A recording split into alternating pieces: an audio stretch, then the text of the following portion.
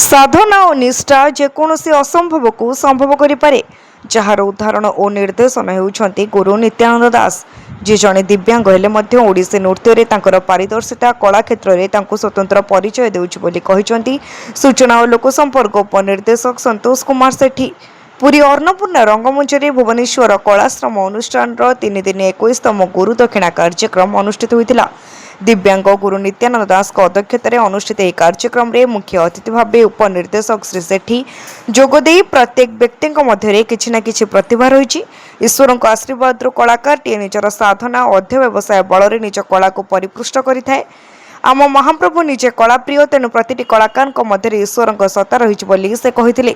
अन्य मध्य महारी नृत्य गुरु रूपश्री महापात्र गुरु नारायण पांडे विजय दास प्रमुख जोगदे गुरु दक्षिणा और यह प्रयास गुरु और कलाकार मानक अधिक प्रोत्साहित करें।